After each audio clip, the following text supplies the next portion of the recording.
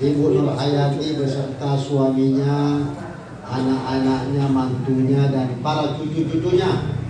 Semoga Allah Subhanahu wa Ta'ala memberikan umur panjang, memberikan kemanfaatan hidup selama di muka bumi ini.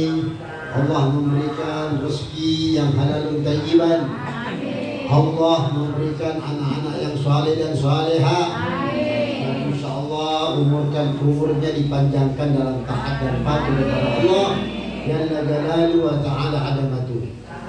Juga para hadirin wal hadirat, para ibu-ibu, para bapak-bapak yang hadir di malam hari ini, berkat daripada ketulusan dan keikhlasan kita untuk bersama-sama hadir menghadiri perayaan kelahiran baginda Nabi besar Muhammad SAW.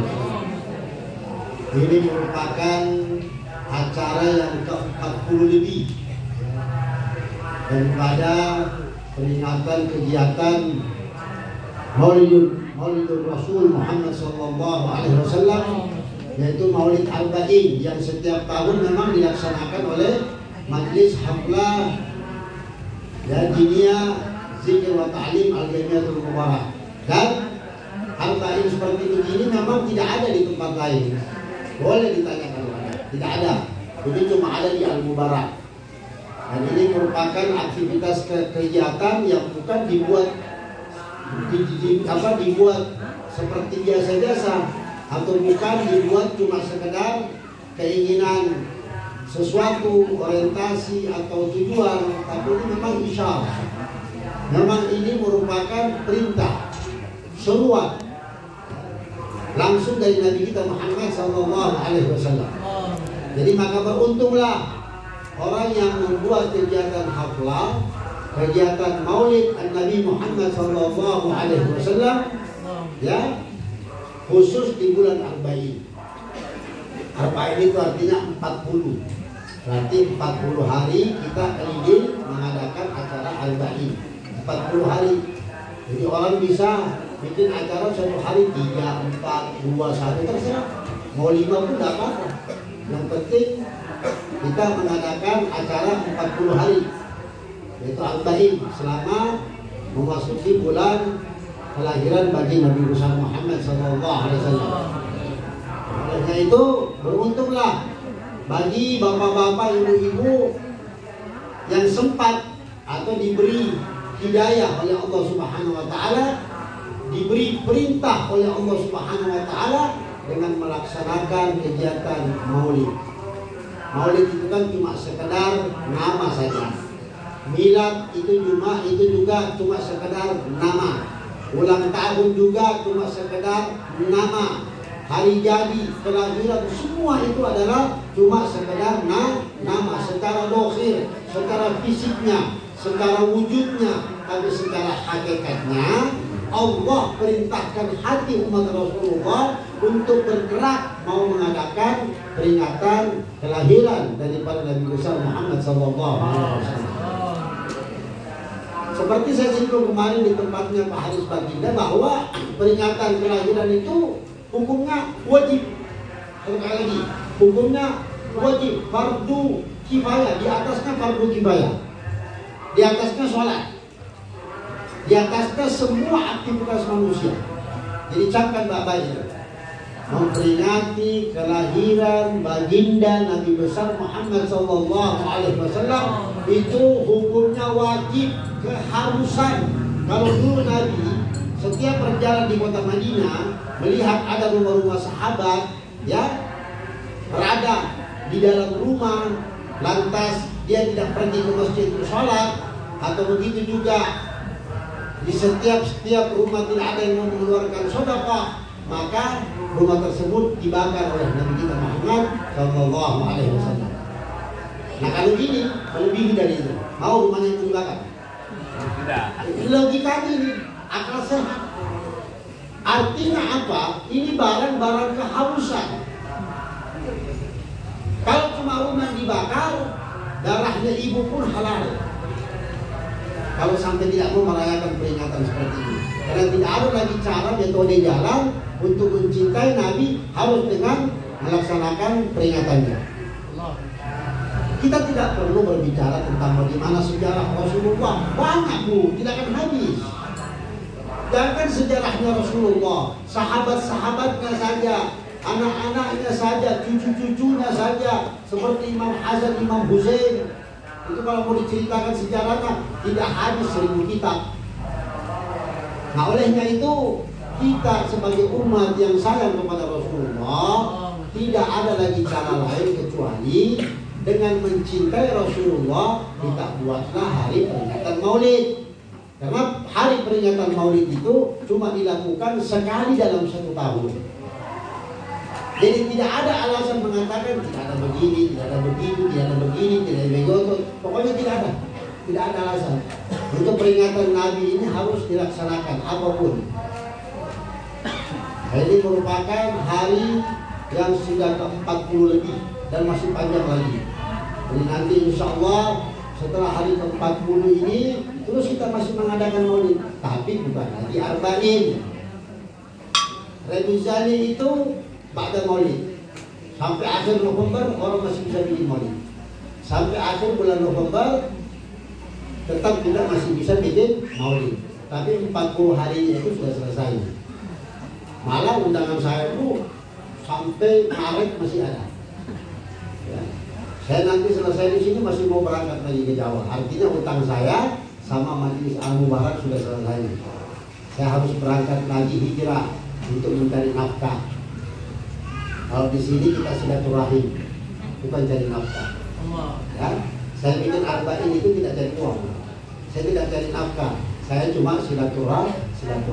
Makanya saya sayangkan ibu-ibu. Kok ada di antara ibu-ibu tidak mau silaturahim sama Habib? Kok cuma setahun sekali? Saya mendatangi rumahnya ibu itu bukan cuma sekedar mendatangi, tapi ada juga doanya, ada juga berkah-berkah yang saya simpan yang ibu tidak tahu. Apakah secret atau rahasia yang seperti itu harus saya sampaikan? Kan tidak mungkin. Ibu kan bilang amin-amin, ya kan? Celakanya ibu bagi yang tidak bikin peringatan Maulid. Celakalah bagi ya, Majelis Al-Mubarak, bagi masih diberi umur, bagi masih diberi kesempatan, bagi masih diberi sedikit rezeki, tapi tidak mau apa? Silaturahim. Tidak mau bikin peringatan Maulid. Ibu mau. Habib ini kan salah satu cucunya Rasulullah. Kira-kira kalau anaknya memanggil kakeknya, kira-kira kakeknya datang nggak? Nah, ibu punya kakek, ibu punya ibu manggil ibunya, ya pasti datang dong. Ibu manggil neneknya, kakeknya pasti datang. Jadi kalau Rasulullah hadir di tempat ini masuk akal. Karena yang bilang Rasulullah meninggal siapa? Tidak akan. Nabi itu kapan saja, di mana saja, kalau ada orang yang bertemu dengan Rasulullah, maka dia bertemu betul. Karena setan tidak bisa menjelma menyerupai Rasulullah. Semua wali, semua para nabi, semua para apapun bisa menyerupai. Setan bisa menyerupai, tapi untuk Rasulullah Muhammad SAW tidak boleh, tidak akan. Jadi siapa yang bertemu lewat mimpi atau langsung, berarti dia Nabi kita Muhammad SAW. Apalagi kalau dia sudah menyebut namanya saya Rasulullah, itu sudah pasti. Maka tinggal kita bersihkan hati kita ikhlaskan hati kita, maka selesai semua urusan. Olehnya itu olehnya itu ibu-ibu yang saya muliakan, bahwa perkumpulan seperti ini adalah perkumpulan silaturahmi. Makanya di setiap satu daerah pasti ada tetangga yang hadir. Maka tetangga yang hadir itu bertemu dengan jamaah Mubarak, di situ terjalin silaturahmi. Kalau orang Bugis bilang sipatoko, atau ada juga bahasa Bugisnya bilang siwala, saling memperhatikan, saling balas membalas. Kita kalau datang ke rumah seseorang, jangan lihat siapa itu orang, tidak boleh. Jangan lihat rasnya, jangan lihat sukunya, jangan lihat fisiknya, jangan lihat dohirnya, jangan. Kita datang karena Allah. Kalau kita datang ke rumah saudara kita, kawan kita karena Allah, maka Allah pun akan membalas secara mutlak. Jangan kita indikasi, oh si itu saya kenal, saya datang. Kenal atau tidak kenal, karena ini kegiatan kita, ini aktivitas kita, maka kita harus hadir. Kalau saya tidak kepengen ada sifat seperti itu. Salah satu sifat orang yang dibenci sama Rasulullah adalah orang yang sombong. Yang kedua, orang yang tidak mau hidupkan silaturahmi. Dia suka baku bobe. Nah, orang yang baku bobe lebih dari 3 hari tempatnya neraka jahanam. Jadi kalau kita mau bermusuhan karena Allah. Kalau mau berteman juga karena Allah. Kenapa? Supaya ada campur tangan Allah Subhanahu wa Ta'ala. Kita dikasih baku bobe paling lama cuma 1 hari, tidak melebihi dari 3 hari. Begini juga kalau kita dikasih baku teman, dikasih berteman sampai sehidup sama semati. Karena kenapa kita manusia ini dipengaruhi oleh nafsu. Kita mau kaya karena nafsu, kita mau cantik karena nafsu, kita mau hebat karena nafsu, kita mau nomor 1 karena nafsu. Jadi setan yang menang, setannya yang tepuk tangan, kita ini diperalat. Jangankan kita Bu, Imam Ali karramallahu wajhahu, cucunya Rasulullah, sepupunya Rasulullah, mantunya Rasulullah, Hawa Fatimah Zahra al-Batul binti Rasulullah, itu dengan Imam Ali karramallahu wajhahu, dia itu dinikahkan oleh Allah Subhanahu wa Ta'ala di atas langit. Ada hadir Nabi kita Muhammad sallallahu alaihi wasallam sebagai saksi, sebagai wali. Ada para malaikat-malaikat sebagai saksi. Jadi bukan orang sembarangan. Abu Fatimah Zahra itu manusia yang paling terpilih, ummul mukminat, ibu daripada orang-orang mukminat. Manusia yang paling terpilih itu selain daripada Habibah Khadijah, yaitu Fatimah Zahra al-Batul. Nah, Imam Ali ini ya sepupunya Rasulullah, sholatnya jangan ditanya, puasanya jangan ditanya, ibadahnya jangan ditanya, sedekahnya jangan ditanya, tapi masih diuji juga sama setan. Banyak ujiannya Imam Ali. Ketika pedang Zulfikar sudah di leher Al-Ghudud, sudah tinggal gosok sedikit, hilang kepalanya di si Al-Ghudud. Tapi si Al-Ghududnya mendahi muka Imam Ali. Imam Ali tidak tebas juga Al-Ghudud, dia mundur. Sahabat bertanya, Imam, kenapa tidak mundur? Sudah di depan, tinggal gosok saja itu pedangmu, hilang di kepalanya itu Al-Ghudud. Dia bilang, saya tidak ingin membunuh karena nafsu, tapi saya ingin membunuh karena Allah. Ini kita baku bonteng karena nafsu, kita bertengkar karena nafsu, kita baku maki-maki karena nafsu. Akhirnya setan yang tepuk tangan, kita akhirnya jadi sasaran. Banyak cerita Imam Ali. Pernah suatu ketika Imam Ali berangkat ke Masjid Nabawi Salat, ada orang tua umur 90 tahun jalannya begini.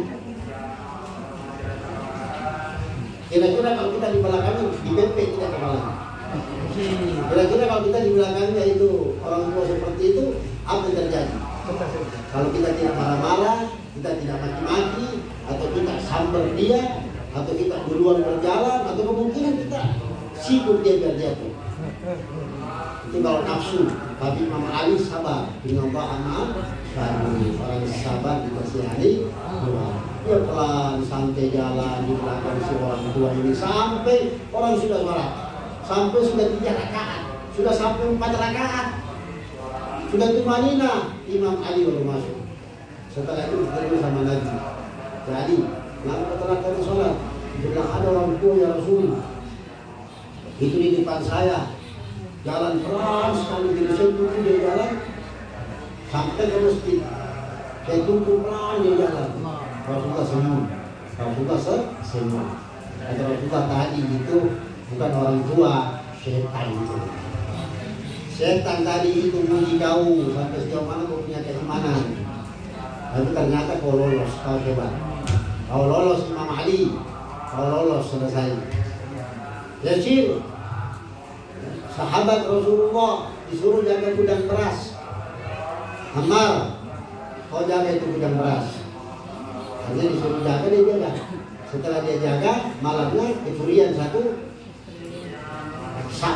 satu karung dia punya beras. Lapar sama Nabi, ya Rasul, saya punya beras hilang satu karung semalam. Rasulullah senyum, sudah kau jaga baik-baik, ya. Kalau kau sholat, teliti, konsentrasi, baik ya Rasul.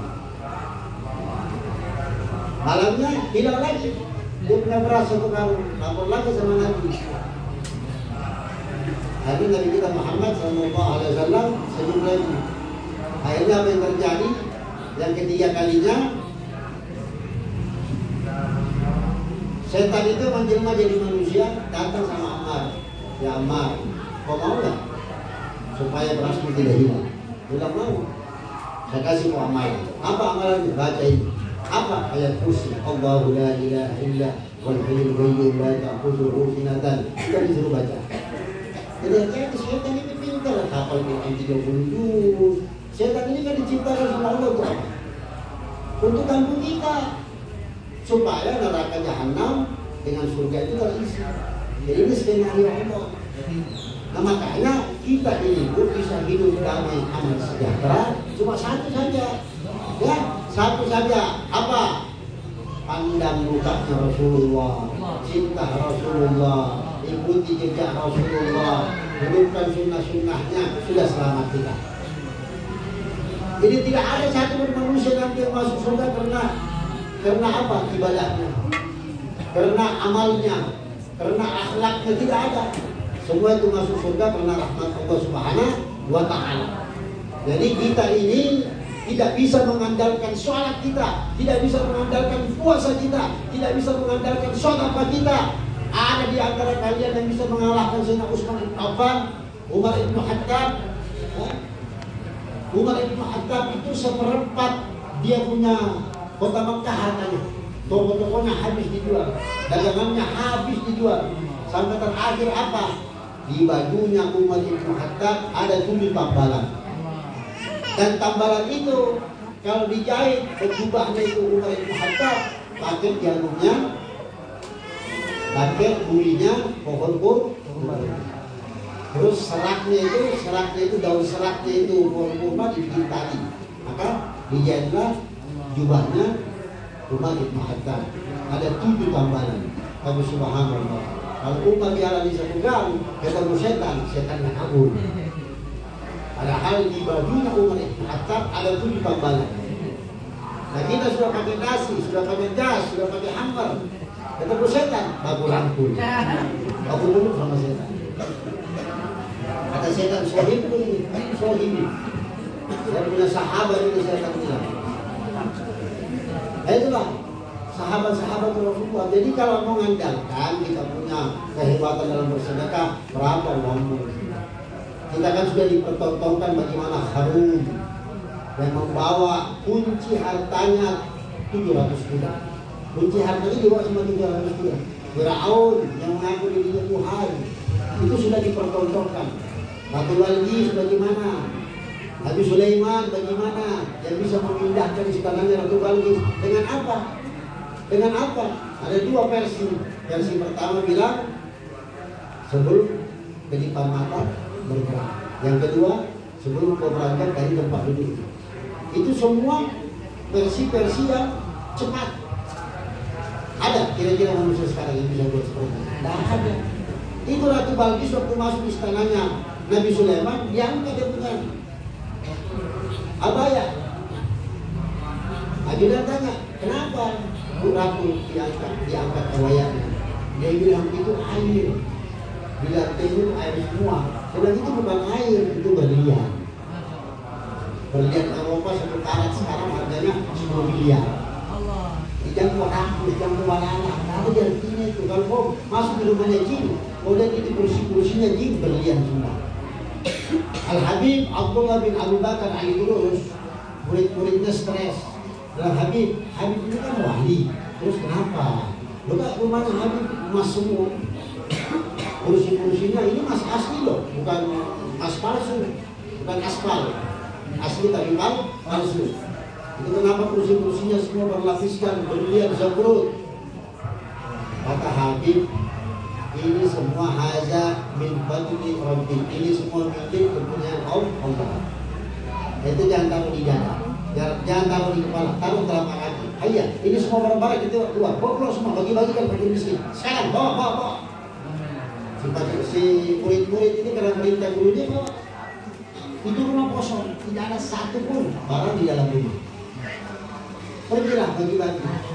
Setelah pulang ini murid-muridnya sampai semua angkat barang, jarak 100 meter di depan rumahnya Habib, mobil-mobil truk semua bawa barang semua.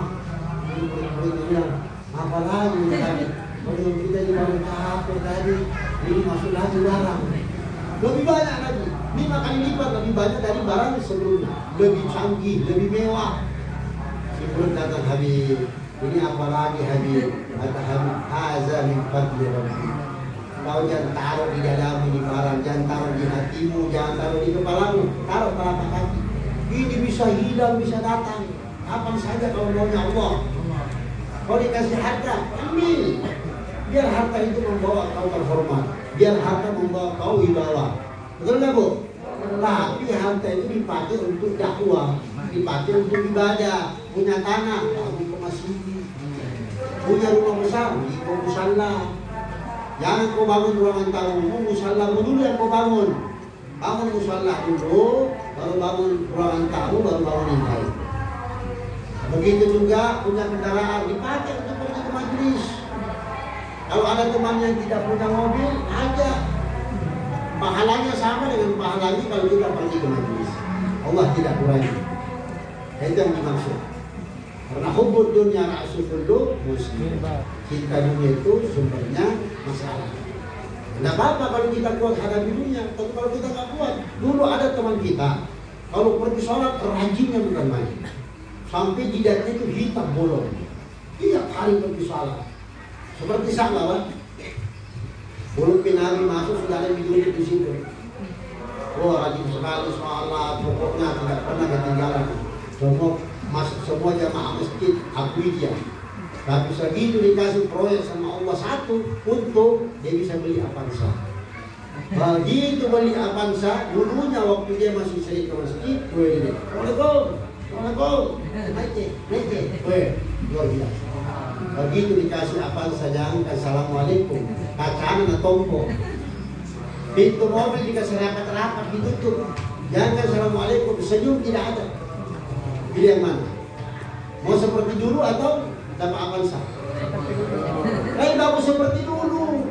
Sholat 5 waktu jalan, sudah berrahmi bagus, assalamualaikumnya bagus, semua fastabiqul khairat, semua berlomba-lomba dalam menuju kebaikan. Tapi segitu baru Allah kasih Avanza, lupa diri. Bagaimana pernah anggap di Innova atau Fortuner, kita nonjokkan diri. Bisa-bisa kita ditabrak sama dia lagi jalan, kita kalau begitu tabrak kita di pantai. Subhanallah. Jadi itu bahayanya harta. Paling hebat biar kita dikasih sama Allah sederhana apa adanya, dikasih umur panjang, dikasih sehat walafiat, tidak butuh uang. Banyak orang sekarang stres dengan apa? Rumah sakit. Sampai berlomba-lomba bikin BPJS. BPJS, ini kan saya cerita betul. BPJS kan ada aturannya, kualitas A, kualitas B, kualitas C. Ya kan? BPJS juga kalau dihentikan tidak membayar 1 bulan saja, maka kembali back to basic, kembali kepada dasar. Sekarang juga minta rumah sakit tidak mau kasih orang jaminan daripada BPJS gratis kalau dia belum 12 bulan. Harus minimal 12 bulan. Ada peraturannya sekarang. Nah sekarang kita buang-buang kita ke BPJS. Terus kenapa ibu tidak pernah berniat uang-uangnya di saat yaumul Jum'ah pada subuh salat? Di hari Jumat setelah subuh tidak sedekah. Berapa banyak? Tidak banyak, 20.000. Bagi 2.000 dapat 10 orang. Kalau mau yang lebih lagi sedikit, bikin nasi kuning 5.000 rupiah. Nasi kuning pakai ikan teri, bikin 50 bungkus, bagi sama bagi miskin. Satu biji nasi itu Allah ganti 100 M. Kalau di Jazirah Arab, di sana kan makanan pokoknya kurma. Kita makanan pokok apa? Nasi kan? Satu biji nasi seperti ibu dapat 1 balok emas. 1 balok emas itu 1 kilo. 1 kilo itu 1000 gram. 1000 gram itu kali 1 juta sekarang berarti 1 M. 1 biji beras berarti ibu kasih makan orang 1 M. Jadi kita pikir di hari Jumat itu hari yang paling terbaik orang bersedekah. Kita berani uang kita jual di BPJS 150.000, 200.000, tapi sedekah balik. Betul kan? Betul tidak? Jadi saya bilang, insya Allah dengan peringatan perayaan Maulid seperti begini, ya kita bukan cuma datang saja doa zikir, sholawatan, tapi minimal kita keluar dari tempat ini berubah. Ya, kita berubah khususnya bagi wanita, kurang-kurangi lagi itu mulutnya ibu ceritain orang. Ya, lebih bagus ibu ganti dengan zikir. Subhanallah walhamdulillah wala ilaha illallah. Siapa baca subhanallah 33, siapa baca alhamdulillah 33, siapa baca Allah Akbar 33 dan la ilaha illallah 33, Allah jamin masuk dalam surga. Suatu ketika Sayyidina Fatimah datang sama abahnya, "Abah, saya dengar engkau banyak kawan budak-budak, tolong kasih saya 1 saja budak untuk bantu saya di rumah." Kata Nabi, jangan, tidak perlu. Lebih afdal kalau kau tersiksa, tanganmu itu tangannya Habib Fadil itu tangannya kasar seperti besi, kakinya kasar seperti besi. Karena kenapa? Dia yang kerja sendiri, dia yang masak sendiri, dia yang nyapu sendiri, dia yang urus rumah sendiri. Kata abahnya, tidak perlu saya kasih kau budak, cukup kau baca Subhanallah 33, Alhamdulillah 33, Allah Akbar 33. Insya Allah kau urus ikhlas keluargamu, kau menjadi penduduk surga yang paling pertama yang ada di Firdaus, kata Nabi kita Muhammad Sallallahu Alaihi Wasallam. Jadi yang penting ibu tidak cerewet, tidak menopok-nopok. Kalau bekerja betul-betul karena Allah. Kita kan diajarkan kalau kita punya para leluhur, kalau kita bekerja itu mulut jangan lepas. Ya Arhamar Rahimin, Ya Arhamar Rahimin, Ya Arhamar Rahimin, farij 'alal muslimin, Ya Muhaimin, Ya Salam, Salimna wal. Itu dibaca itu. Yang punya bayi sambil gendong anak baca itu, ya kan? Yang bekerja baca itu, ikhlas. Sebenarnya perempuan ini mudah masuk surga, gampang sekali. Perhatikan 3 hal saja. Salat 5 waktu, ya, puasa Ramadan, taat sama suaminya, pasti masuk surga. Selesai urusan. Karena wanita salihah itu ada 3, kata Habib Abdullah bin Alwi bin Muhammad al-Haddad. Kalau dia dipandang bikin hati senang. Kalau istri dipandang hati kita besar, bukan istri salihah. Kalau suaminya memandang istrinya hatinya tenang, hatinya salju, hatinya gembira, hatinya enaknya, namanya anak-anak dasar. Maka itu tanda-tanda istri kalau disuruh taat, malah kalau belum disuruh sudah taat. Tanpa disuruh sama suaminya, kopi sudah ada, teh sudah ada, pisang goreng sudah ada, terus mukanya senyum terus, senyum popselen. Kalau nanti ada uang merah, senyum popselen. Jika tidak ada uang merah,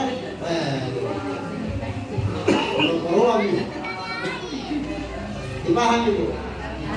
Jadi kalau disuruh sama suaminya taat, tidak ada imbalan. Karena kodratnya wanita memang seperti itu.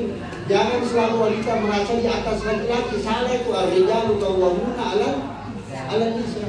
Jadi laki-laki berada di atas perempuan beberapa derajat. Kalau perlu 10 derajat. Jangan perempuan merasa dia di atas angin, dia di atas laki-laki. Sampai kadang-kadang ada sebagian perempuan ya memerintah suaminya bagaikan seperti pembantu. Ada jahanam tidak ada itu. Terlepas dari suamimu perampok, suamimu jelek, suamimu bangkrut, lebih tinggi gajimu daripada suamimu, lebih punya penghasilan engkau daripada suamimu, tapi kau tidak bisa lakukan hal demikian. Kau lakukan, neraka jahanam tempat. Karena kau lah, wanita itu sudah menjadi kodrat. Artinya wanita itu mudah gampang masuk surga. Selama ridho ke suaminya ada beserta dia, maka insya Allah dia selamat di dunia dia. Ada orang sakit, Habib saya sudah sakit, saya mau tanya kau, belum saya obati kok. Satu saya punya pertanyaan, apa? Kau sudah minta maaf sama suamimu? Belum, pulang kau minta maaf. Pulang kau minta maaf, minta ridho ke suami. Kalau suamimu sudah ridho sama kau datang di sini, ya saya cuma baca Fatihah itu ayat insya Allah kau sembuh. Jadi artinya apa? Kita sebagian wanita harus juga memperhatikan suami, tidak boleh tidak. Karena suami itu pelengkap penderita, dan dia juga penanggung jawab rumah tangga. Yang ditanya nanti di hari kemudian suami, istri. Kenapa kau biarkan istrimu tidak begini? Kenapa kau biarkan istrimu tidak begini? Dan seterusnya. Jadi mudah sekali kalau wanita mau masuk surga. Yang kedua tadi dia patuh dan taat kepada suaminya. Yang pertama dia apa tadi? Sholat lima waktu. Bukan, kalau dipandang membuat hati senang. Kalau kedua diperintah taat.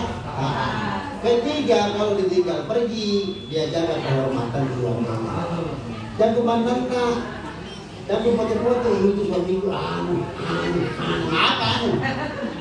anu saya anu tuh kalau sudah kumpul sama temannya 2-3 lancar itu bahasa. Tambah keras itu omongan, tambah keras itu gibahnya. Jangan kita ceritain orang, apalagi menceritakan orang dengan menyebut namanya, cerita dalam bentuk yang tidak baik. Itu kata Habib Abdullah bin Alwi bin Muhammad Al-Haddad, seperti kau berzina dengan ibu kandungmu 71 tahun. Itu produk Android, itu berbahaya. Tapi kadang-kadang kita tidak sadar. Jadi hati-hati kita kalau mau dihancurkan sama Israel, mau dihancurkan sama Yahudi, karena umat Islam ini musuhnya Yahudi. Tidak ada musuhnya umat Islam, kecuali Yahudi. Yahudi ini memperalat cara dengan metode untuk bisa menghancurkan Islam. Karena Islam di muka dunia ini sudah mencapai hampir 8M, paling terbanyak. Jadi kalau kekuatan Islam pecah, maka Yahudi cuma hampir kurang lebih 4 juta penduduknya, tapi dia bisa kuasai dunia. Di Amerika itu cuma ratusan ribu orang Yahudi, tapi punya peranan penting. Presiden Yahudi, orang kayanya Yahudi, Bezos, Raja Dolar, Yahudi, semua Yahudi. Oleh itu, kalau kekuatan Islam kita pertahankan, maka insya Allah Islam jadi besar. Hadirin yang dimuliakan oleh Allah Subhanahu Wa Taala, mudah-mudahan yang perayaan Maulid ini kita semua keluar dari sini sadar, taubat, pulang cium tangan semua di suaminya, ya toh, cium tangan sama suaminya bolak-balik, bikin kali kopi dan sering-sering senyum kopsore. Insya Allah berkah. Mudah-mudahan yang rumah juga dipanjangkan umurnya, disehatkan walafiat, dan mudah-mudahan semua biayanya selama dia bikin kegiatan Maulid Allah ganti beribu-ribu kali lipat. Dan mudah-mudahan dia punya hajat di tempat ini segera diijabah hajatnya, dan punya penyakit segera diangkat penyakitnya, dan mudah-mudahan insya Allah menjadi orang yang selalu dicintai oleh Nabi kita Muhammad sallallahu alaihi wasallam. Allahumma hdina fi man hadayt wa atina fi man afayt wa tawallana fi man tawallayt. Rabbana atina fid dunya hasanah wa fil akhirati hasanah wa qina adzabannar. Wa sallallahu ala sayyidina Muhammad wa ala alihi wa sahbihi wa sallam. Subhana rabbika rabbil izzati amma yasifun wa salamun alal mursalin walhamdulillahi rabbil alamin. Wassalamu alaikum warahmatullahi wabarakatuh.